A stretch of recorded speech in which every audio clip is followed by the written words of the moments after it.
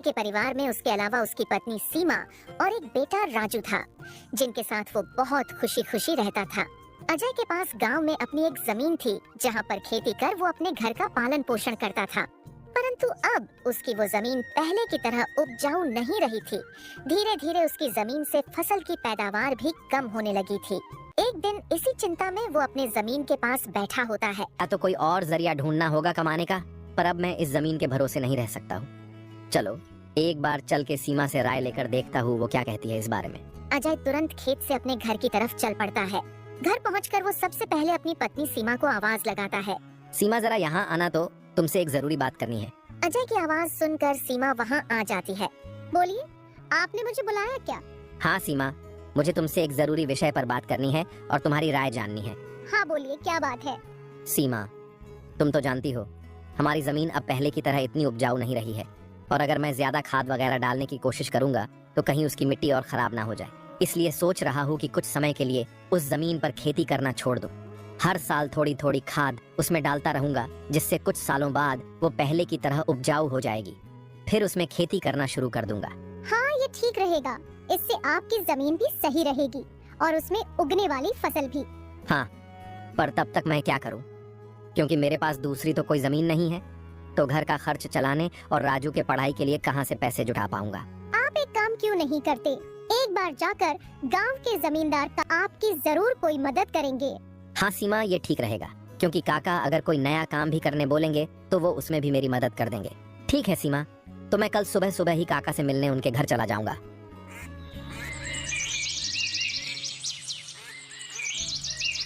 अगली सुबह अजय जमींदार से मिलने उसके घर के लिए चल पड़ता है। जमींदार के घर के बाहर पहुंचकर वो जमींदार को आवाज लगाता काका, है। क्या आप घर पर हो? अजय की आवाज सुनकर जमींदार बाहर आता है। अरे आओ अजय बेटा, बोलो क्या हुआ? कुछ काम था क्या? हाँ काका, आपकी एक मदद चाहिए थी। हाँ बोलो ना बेटा, मैं किस प्रकार तुम्हारी मदद कर सकता हूँ? अजय फटाफट से जमींदार को अपने खेत की हालत बता देता है। तो इसमें परेशान क्या होना बेटा। काका, मेरे पास एक ही जमीन है जिस पर खेती कर मैं अपने घर का खर्च चलाता हूँ, और मैंने आज तक खेती के अलावा कोई दूसरा काम भी कभी किया नहीं। तो अब यही नहीं समझ रहा है मैं क्या करूँ। बेटा खेती के अलावा दूसरा काम क्यों करना? तुम एक काम करो, मेरे पास गांव के बाहर एक जमीन है, तुम उस पर खेती करो। काका, पर इससे तो आपका नुकसान हो जाएगा। नहीं बेटा, कोई नुकसान नहीं होगा।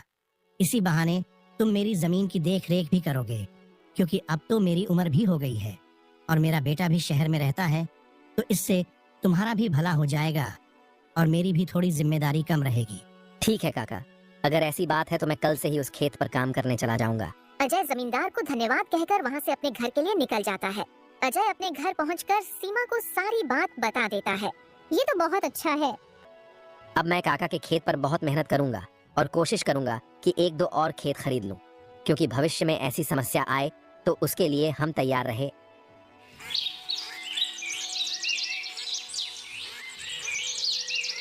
अगली सुबह अजय जमींदार के खेत पर काम करने निकलने वाला होता है तो सोचता है, काका की जमीन गांव के बाहर है, तो शायद शाम को आते आते देर हो जाए, इसलिए सीमा को बोलकर जाता हूँ। सीमा, जरा यहाँ आना तो। अजय को बुलाता सुन सीमा वहाँ आती है। बोले, आपने बुलाया मुझे? हाँ सीमा, सुनो, काका का खेत गांव के बाहर है, तो मुझे शाम को घर लौटने में थोड़ी देर भी हो सकती है। तो अगर मुझे देर हो जाए तो तुम और राजू खाना खाकर सो जाना। ठीक है, पर अपना ध्यान रखना। और हाँ, 1 मिनट रुकना, मैं आपके खाने का डिब्बा लेकर आती हूँ, वो लेकर ही जाना। फिर क्या था, अजय अपना खाने का डिब्बा लेकर गांव के बाहर वाली जमीन पर काम करने चल पड़ता है। चलते चलते कुछ समय बाद वो गांव के बाहर वाली जमीन पर पहुंच जाता है। चलो, अब पहुंच गया हूँ तो फटाफट से खेत पर काम करना शुरू कर देता हूँ। अजय अपनी कुदाल उठाकर खेत पर काम करना शुरू कर देता है। अजय को अभी काम करते कुछ समय हुआ ही था कि तभी पीछे से एक सांप आकर उसे काट लेता है। सांप के काटने के कुछ समय में ही अजय चक्कर खाकर वहीं गिर जाता है। यहाँ अजय सांप के काटने से बेहोश हो चुका था। उनसे अजय के बारे में पूछने लगती है। नमस्ते जमींदार काका। नमस्ते बेटी, बताओ कैसे आना हुआ? काका, अजय कल आपके गांव के बाहर वाले खेत में काम करने गए थे, पर अब तक घर नहीं आए हैं। क्या कहा बेटी? अजय कल गया था और अब तक घर नहीं आया? हाँ काका, उन्होंने मुझे कहा था कि खेत गांव के बाहर है, तो आते आते रात हो जाएगी, पर अब तो रात की सुबह हो गई, पर वो अब तक नहीं आए हैं। चिंता मत करो बेटी, मुझे थोड़ा समय दो, मैं अभी किसी को भेजकर पता लगाता हूँ कि अजय कहाँ है। जमींदार तुरंत अपने घर में काम करने वाले घनश्याम को अजय को देखने अपने खेत पर भेजता है। कुछ समय के बाद घनश्याम जमींदार के खेत पर पहुंच जाता है और वहां का दृश्य देखकर वो परेशान हो जाता है। ये क्या, अजय का तो पूरा शरीर नीला पड़ चुका है। मुझे लगता है इसे किसी सांप ने काटा है। मुझे तुरंत जमींदार जी को ये बात बतानी पड़ेगी। घनश्याम वहां से भागते भागते जमींदार के घर के लिए निकल जाता है। घनश्याम जैसे ही जमींदार के घर पहुंचता है, उसके कुछ कहने से पहले ही जमींदार उससे पूछने लगता है, क्या हुआ घनश्याम बेटा, तुम इतना दौड़ते हो? खेत में देखी थी। घनश्याम जब जमींदार को सारी बात बता रहा होता है, तभी वहाँ पास में खड़ी सीमा भी सारी बात सुन लेती है और रोने लगती है। घनश्याम, तुम सबसे पहले वैद्य जी को लेकर वहाँ पहुँचो, मैं सीमा बेटी को लेकर वहाँ आता हूँ। घनश्याम को वैद्य जी के पास भेजने के बाद जमींदार सीमा को समझाने लगता है। सीमा बेटी, पहले तो तुम रोना बंद करो और जल्दी से मेरे साथ चलो, क्योंकि तुम्हारे रोने से अजय ठीक नहीं होगा। फिर क्या था, जमींदार सीमा को लेकर अजय को देखने उसके खेत की तरफ निकल जाता है और घनश्याम वैद्य जी को लेने दूसरी तरफ निकल जाता है। जमींदार और सीमा जब वहाँ पहुँचे तो उन्होंने देखा अजय बेहोश हालात में खेत में गिरा था और उसका पूरा शरीर नीला पड़ चुका था। सीमा अजय के पास बैठकर रोने लगती है। तभी वहाँ वैद्य जी आ जाते हैं। वैद्य जी के आते ही सीमा वहाँ से हट जाती है और वैद्य जी अजय की हालत का जायजा लेने लगते हैं। क्या हुआ वैद्य जी, अब कैसी है अजय की हालत? देखिए जमींदार, पर अजय की हालत बहुत खराब है। वैसे तो मैंने उसे जहर को काटने वाली औषधि दे दी है, परंतु जहर अजय के अंदर कुछ ज्यादा समय तक रह गया है, जिस कारण वो प्रगाढ़ बेहोशी के हालत में चला गया है।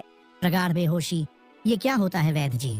प्रगाढ़ बेहोशी की हालत में व्यक्ति जीवित तो होता है, परंतु उसके बदन के हिस्से में हलचल नहीं होती है, और ये अब कब होश में आएगा ये भी नहीं कह सकते हैं। वैद्य जी, तो अब हम क्या करें? देखिए जमींदार जी, अभी के लिए मैं कुछ दवाइयाँ दे रहा हूँ, उसे समय समय पर पानी में मिला कर देना, बाकी तो सब ऊपर वाले के भरोसे हैं।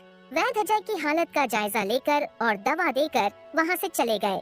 फिर कुछ गांव वाले अजय को लाकर उसको उसके घर के बिस्तर पर लिटा देते हैं।